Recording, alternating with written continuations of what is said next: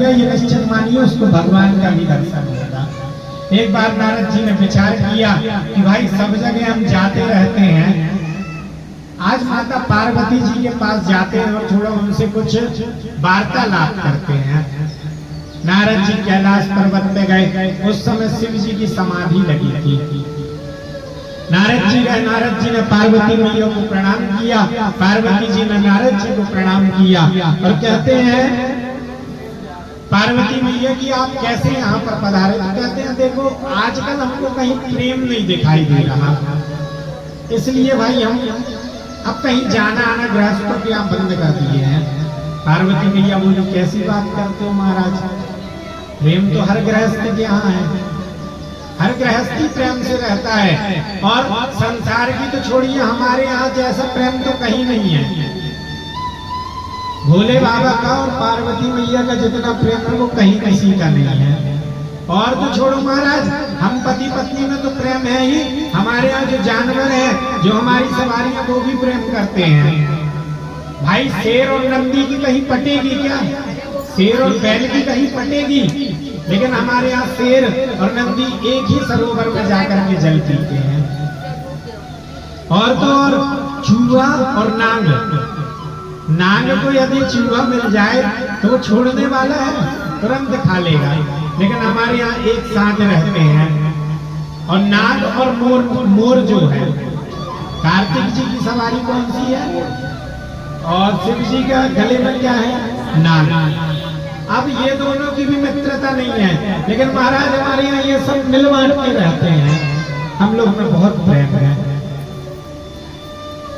कहते आप में और शिव जी में, कहते हैं महाराज उसकी तो बिल्कुल बात ही मत करो, उसमें हमारा बहुत प्रेम है।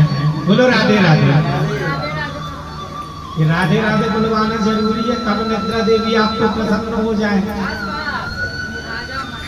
क्योंकि निद्रा बहुत आती है इसमें। तो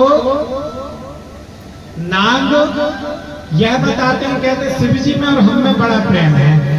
कहते हाँ भैया ये तो मैं देख रहा हूँ। कहते हैं शिव जी जिनका ध्यान करते वह भी मुझे बताते हैं कि आज भगवान ने कैसी छवि के दर्शन कराए, और यहाँ तक कि जो गुरु मंत्र किसी को बताया नहीं जाता वह भी शिव जी ने मुझे बता दिया।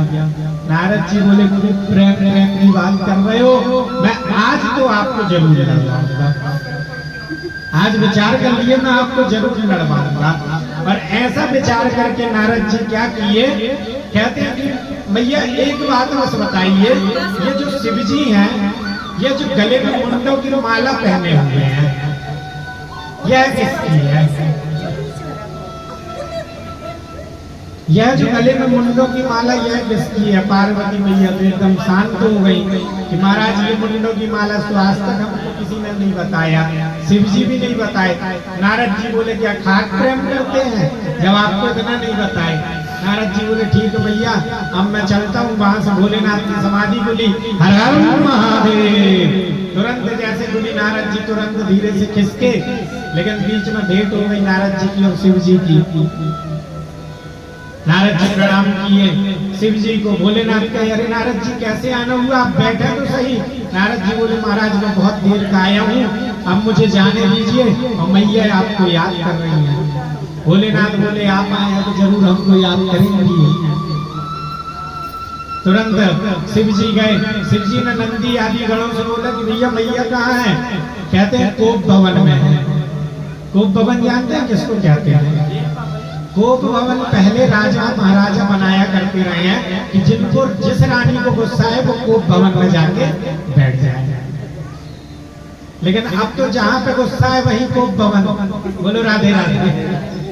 अब तो जहाँ रसोई में गुस्सा आ गया तो वही बर्तन पटकना, टीवी देखते समय गुस्सा आ गया तो वही रिमोट पटकना। कहने का मतलब अब कोप भवन हर जगह है, यहाँ भी गुस्सा आ जाते हैं, कोप भवन। तो पहले कोप भवन अलग से बनाया जाता है गुस्सा होने के लिए। नंदी महाराज बोले कहते हैं कि महाराज वो तो गई हैं और कोप भवन में बैठी है। शिव जी समझ गए कि नारद जी ने आज कुछ कांड तो किया है। शिव जी गए, मैया बाल आल खोल करके बैठी थी गुस्से में। कहते आज भांग तक नहीं घुटी, क्या बात है? कहती है महाराज आज भांग को छोड़ो, अब तो जल भी नहीं मिलने वाला। क्यों नहीं मिलने वाला? कहते आप मुझसे प्रेम करते हो? कहते बिल्कुल मैं प्रेम करता हूँ। कहते यदि प्रेम करते हो तो मुझे सब बताते हो? कहते बिल्कुल मैं वो भी सब कुछ बताता हूँ। अच्छा यदि आप सब कुछ बताते हो तो मुझे आपने सब कुछ बताया महाराज, परंतु एक चीज नहीं बताया, आप कपटी हैं। शिव जी बोले मैया ऐसी कौन सी बात मैंने आपसे नहीं बताई? कहते अच्छा बताइए, ये जो मुंडों की माला है यह किसकी है?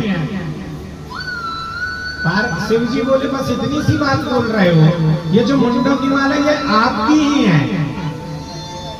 तुरंत मैया बोली अब तो आप महाकपटी हैं भाई, मुझे जब ये भी नहीं बता सकते आप कि यह मुंडों की माला किसकी है और मेरी मुंडों की माला पहने हो। अच्छा मैं इतने बार जन्म ले ली और मर गई? कहते बिल्कुल। अच्छा और आप नहीं मरते हैं? शिव जी बोले बिल्कुल नहीं। क्यों नहीं मरते भाई? कहते हमने अमर कथा का पान किया है। ये कौन सी अमर कथा है? कहते हैं भागवत की अमर कथा है। कहते महाराज मैंने भी इतने बार जन्म मरण कर लिया, मुझे भी ये अमर कथा सुना दो। तो शिव जी कहते हैं ठीक है भाई, हम भी आपको अमर कथा श्रवण करा देते हैं। इसके लिए अब चलना पड़ेगा कहाँ पर? अमरनाथ। अमरनाथ में शिव जी लेकर गए पार्वती को और कहते हैं देखो जो ये कथा श्रवण कर लेगा वह अमर हो जाएगा, इसलिए ये कथा सबको नहीं सुनना चाहिए। कहते हैं ठीक है। शिव जी पार्वती मैया से बोले चारों तरफ नजर घुमा करके देख लो कोई है तो नहीं। पार्वती मैया चारों तरफ नजर घुमाई और चारों तरफ देखी, सब पक्षी इत्यादि जानवर इत्यादि सब वहां से भाग गए। एक अंडा रखा हुआ था तोते का, तो पार्वती मैया विचार की कि ये तो तोते का अंडा है, ये थोड़ी श्रवण करेगा। इस प्रकार विचार करके मैया ने बोला भगवान कोई नहीं है, अब आप सुना सकते हैं। और दिव्य अमर कथा प्रारंभ हो गई। शिव जी बोले देखो भाई हम कथा सुनाते हैं ना तो हम आंख बंद कर लेते हैं और आप कथा सुन रही हो तो मुंह का भरते रहना, ओम ओम बोलते रहना, तो हम समझेंगे आप कथा सुन रही हो। इस प्रकार उन्होंने विचार किया। कहते हैं ठीक है महाराज हम वैसा ही करेंगे। और यह कथा प्रारंभ हुई। पार्वती मैया ओम ओम ओम करती रही और दूसरे तीसरे दिन वह जो तोते का अंडा था वह फूट गया। अब तोते का स्वभाव होता है आप उससे जो बात करोगे वो करता है। वो ओम ओम सुनता रहा और धीरे धीरे वो ओम ओम करने लगा, धीरे धीरे करने लगा। दूसरा दिन हुआ, तीसरा दिन हुआ, चौथे दिन पार्वती मैया को नींद आ गई। बोलो राधे राधे। अब तोता जो है ओम ओम करता रहा, कथा चलती रही। शंकर जी सोचे पार्वती मैया ओम ओम कर रही हैं और इसी प्रकार ओम ओम की वाणी चलती रही। धीरे धीरे समय व्यतीत होता गया और सप्तम दिवस जैसे ही हुआ, 7वें दिन की कथा हुई और जैसे ही शिव जी ने कहा बोलिए बाल कृष्ण भगवान की, पार्वती मैया बोली जय। तुरंत नींद बोली तो हाँ प्रभु कृष्ण जन्म के बाद क्या होगा? शिव जी बोलते आप कृष्ण जन्म में, यहाँ तो कृष्ण जी चले भी गए अपने धाम। आप कृष्ण जन्म के दिन आप कृष्ण जन्म में कथा में है और यहाँ पर तो कृष्ण जन्म के आगे की कथा चल रही है महाराज। यहाँ तो पूरी कथा का समापन हो गया। तुरंत ही पार्वती भैया बोली कि महाराज मैं तो निद्रा लग गई रही, मैं सो गई थी। गणेश भैया थोड़ा सा खिड़की को ऐसे करिए, ये वाली।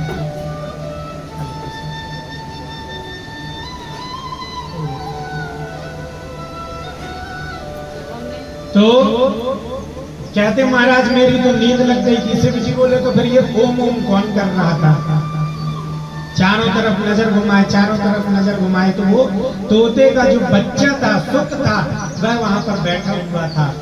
शिव जी को बड़ा क्रोध आया कि तुमने मेरी अमर कथा चोरी से सुनी, चोरी से यदि आपने सुनी है तो मैं छोड़ने नहीं डालूंगा। शिव जी ने अपना त्रिशूल उठाया और त्रिशूल उठा करके दौड़ लगा दी पीछे पीछे। अब आगे तोते का बच्चा दौड़ता उड़ता हुआ जा रहा है, शिव जी पीछे पीछे जा रहे हैं। और अमरनाथ के पास ही माणा गांव में साम्यप्रास कुटी है, जो वेद व्यास जी की है। जो लोग बद्रीनाथ गए होंगे वो जानते भी हैं। तो वहां पर जैसे ही पहुंचे तो ऋतु धर्म से जो वेद व्यास जी की पत्नी है बाल इत्यादि धो करके निकली और उनको उबासी आई जोर की। जैसे ही मुंह खुला वह सुख रूपी तोता जो है अंदर जाकर उनके गर्भ में प्रवेश कर गया, गर्भ में चला गया। शिव जी ढूंढते हुए आए, वेद व्यास जी सामने मिल गए। वेद व्यास जी ने प्रणाम किया, अरे शिव जी आप कहाँ जा रहे हैं? शिव जी कहते हैं अरे आपकी कुटिया में मेरा एक चोर घुसा है। वेद व्यास जी हंसने लगे, महाराज आपको चोरी करने कोई आपकी चीज चुरा सकता है? आपके कान के कुंडल बिच्छू नाग लपेटे हुए महाराज कोई आपकी चीजें चुरा सकता है? कोई का सामर्थ्य है क्या? शिव जी की बारात में सब लोग शिव जी से डर रहे थे, लेकिन नाउन जो थी ना खवासन जिसको कहते हैं, खवासन थोड़ा तेज रही है। कहती है ये भोले भंडारी जो है ना इनसे कोई नैग मांगे ना मांगे मैं तो मांगूंगी। कहती है मैं तो मांगूंगी इनसे नैग। और कहती है महाराज मुझे नैग दो। शिव जी बोले हम तो कुछ रखते ही नहीं है, सांप बिच्छू ततैया। कहते महाराज ये जो झोली लटका है ना इसमें निश्चित तो कुछ होगा। कहते हैं कि निश्चित कुछ होगा, मुझे कुछ नैग दो, मैं बिना नैग ले जाने नहीं वाली। अब शिव जी बोले कि भैया आपको क्या चाहिए? कहती है जो झोली में लटका है महाराज इसी से कुछ सोने चांदी के सिक्का हो वही दो। अब वो ऐसे ऐसे हाथ टटोले शिव जी तो वो खड़ा खड़ा हो। अब पता है उसमें क्या था? जब शिव जी की बारात गई, शिव पुराण में विस्तार से कथा आती है शिव जी की बारात की, बहुत अच्छी कथा है। अभी देखो आपको श्रवण करने का मौका मिलेगा, सुनिएगा। तो शिव जी की जब बारात निकली तो सांप बिच्छू तो शिव जी के साथ लटक गए, लेकिन ये जो बिच्छू थे ना तो घूम रहे थे। तो शिव जी जितने बिच्छू घूम रहे थे सबको उठा उठा के वो झोली में रखते जा रहे थे कि चलो भाई तुम भी हमारे साथ शादी में आनंद करना। और जैसे ही खवासन ने नैग मांगा तो शिव जी उसी पोटली से निकाल करके दो चार बिच्छू दिए। खवासन भी दौड़ लगा कर भागी।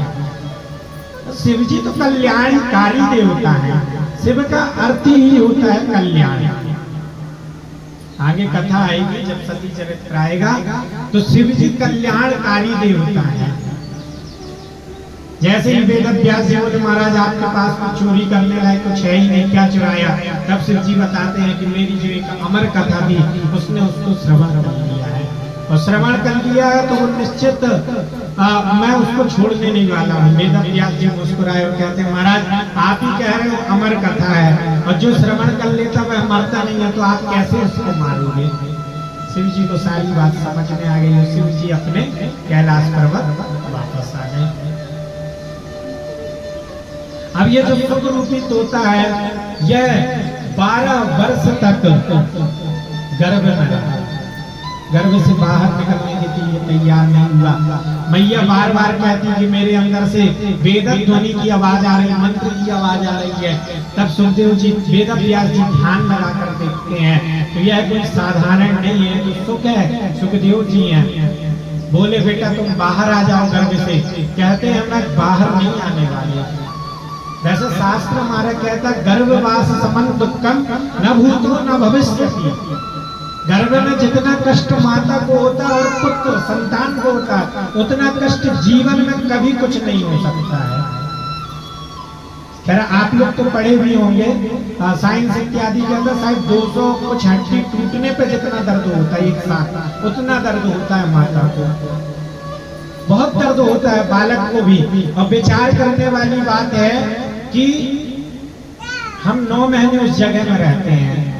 आपको कोई नाली की एक चीप हटा करके और 10 मिनट उसके अंदर बैठा दे, गर्भ में तो उल्टा लटकते हैं, सीधा नहीं उल्टा लटकते हैं, कितना दुख नहीं होता होगा? बोलो राधे राधे। कितना दुख कष्ट नहीं होता होगा। और जीव वहां पर गर्भ के अंदर बार बार चिल्लाता है कि मुझे बाहर निकालो, बाहर निकालो।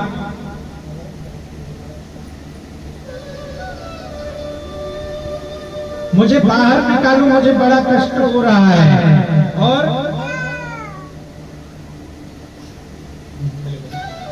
मुझे बाहर निकालो, बड़ा कष्ट हो रहा है मुझे।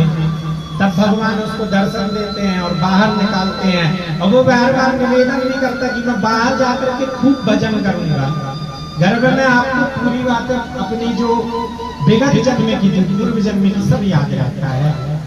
वो कहता महाराज मैं खूब जन्म लूंगा, भजन करूंगा, कीर्तन करूंगा, आपका स्मरण करूंगा, जिससे मुझे यह माया नहीं जपती।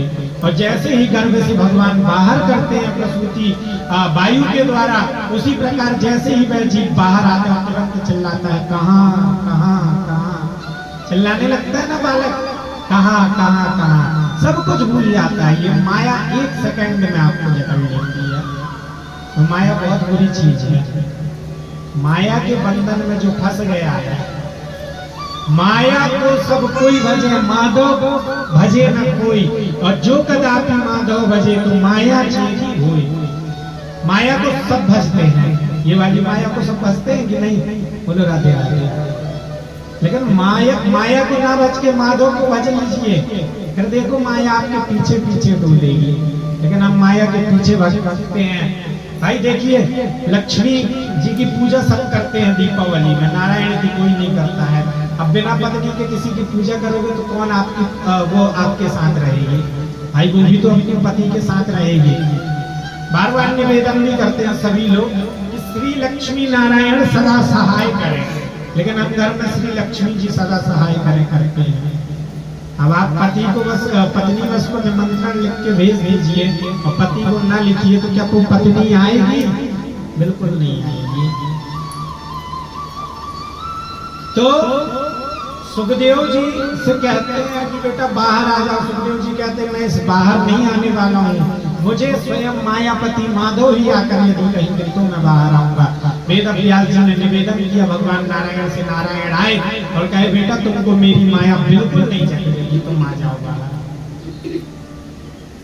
तुम बाहर आ जाओ। जैसे ही सुखदेव जी ने सुना कि भगवान नारायण स्वयं आकर के मुझे कह रहे हैं, तुरंत ही वे बाहर निकले गर्भ से।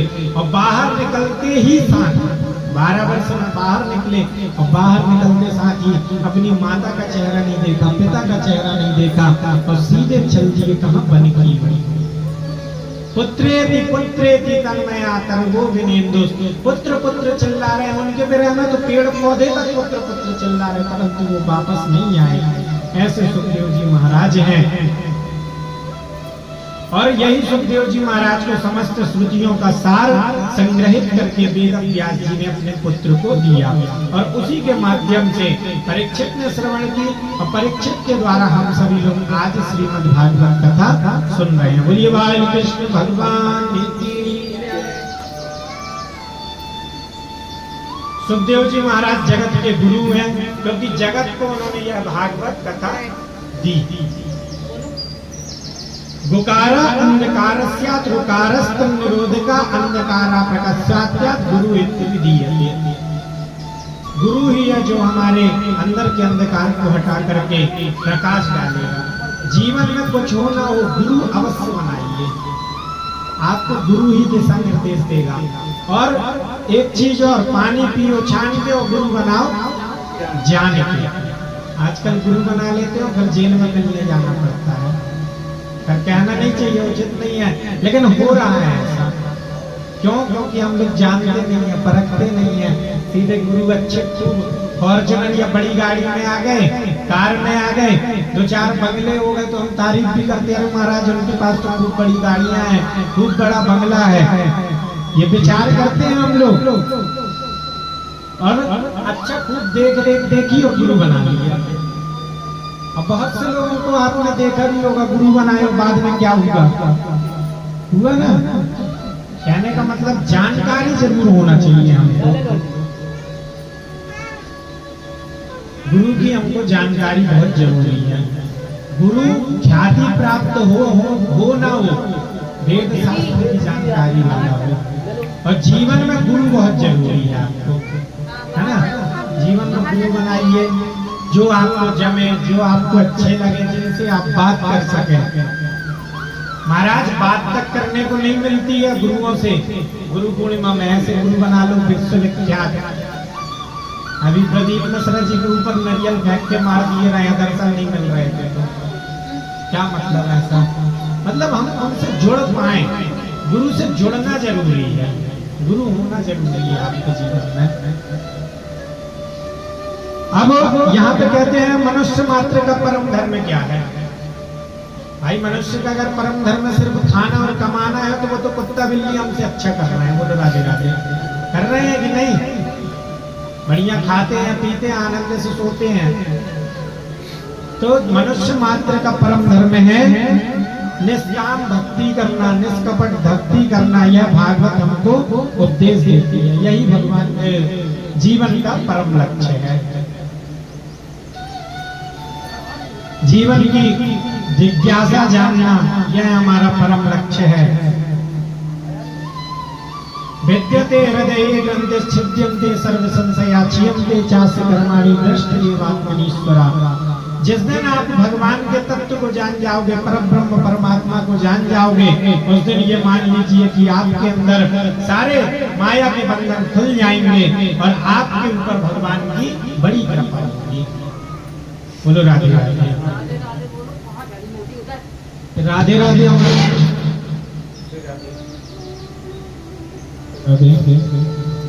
राधे राधे बोलना बहुत जरूरी है ना। जितना हमने कल भी बताया कि यहाँ पर बैठ ही गए हैं, अब बैठ ही गए हैं तो उसको हम श्रवण करें, उनसे प्रेम कर लें।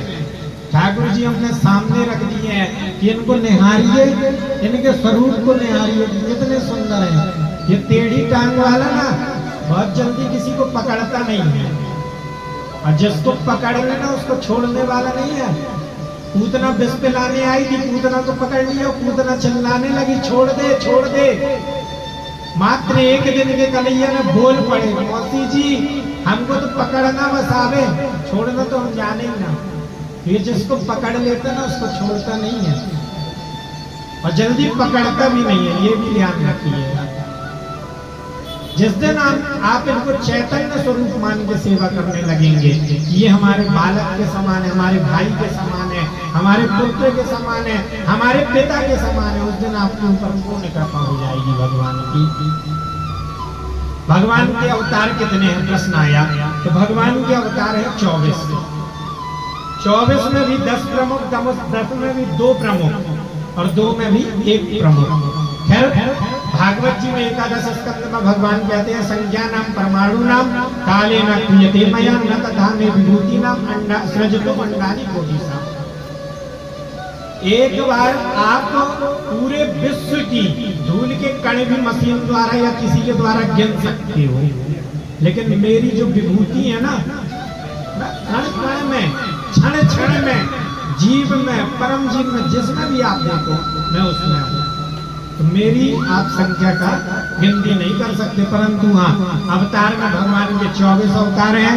24 में 10 प्रमुख हैं और 10 में 2 प्रमुख हैं। ऐसे भगवान के अवतार हैं। आगे एक एक अवतार का वर्णन आता जाएगा आपको, नहीं डेली आता जाएगा। अब भागवत की रचना कैसे हुई? तो एक दिन वेद व्यास जी विचार किए कि हम क्या करें, कुछ ग्रंथों का विवरण करें, रचना करें। तो वेद व्यास जी बैठे थे। वेद व्यास जी में एक वेद था, पहले एक वेद ही थी। एक वेद के 4 वेद थे। कौन कौन से? ऋग्वेद, यजुर्वेद, सामवेद, अथर्ववेद। ये 4 वेद का विभाग किया, लेकिन वेद की भाषा हम सभी को नहीं समझ में आती है। भाई हम तो पढ़े हैं तो हमको समझ में आएगी, आप सबको बहुत मुश्किल है। वेद का एक एक शब्द बड़ा कठिन है, तो वेद की भाषा जटिल थी। तो वेद की भाषा को क्या किया, हमने सरलता से लिखा और पंचम वेद लिख दिया। कौन सा? महाभारत। महाभारत में 1 लाख श्लोक है। अच्छा देखिए, सभी लोग सनातनी बैठे हैं, हमारे सनातन में सबसे छोटा ग्रंथ पता है कौन सा है? कोई जानता है? ये जानना भी बहुत जरूरी है। हमारे सनातन में सबसे छोटा ग्रंथ हनुमान चालीसा है, सबसे छोटा ग्रंथ। और सबसे बड़ा ग्रंथ महाभारत। 1 लाख श्लोक है महाभारत में। वेद व्यास जी ने महाभारत लिखा। फिर उसके बाद 6 शास्त्र लिख दिए, 17 पुराण लिख दिए। इतना सब लिखने के बाद भी उनको शांति नहीं मिल रही थी, खूब परेशान थे। उसी समय फिर से कौन प्रकट हो गए? नारद जी।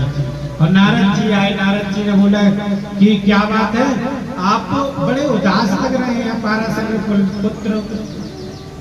वेदव्यास जी बोले महाराज मैं बड़ा दुखी हूँ, मैंने खूब ग्रंथ लिखे, 17 पुराण लिख दिए, 6 शास्त्र लिख दिए, 4 वेद लिख दिए, सबसे बड़ी मैंने महाभारत की रचना भी कर दी, परंतु मुझे शांति नहीं मिल रही है, मैं क्या करूँगा?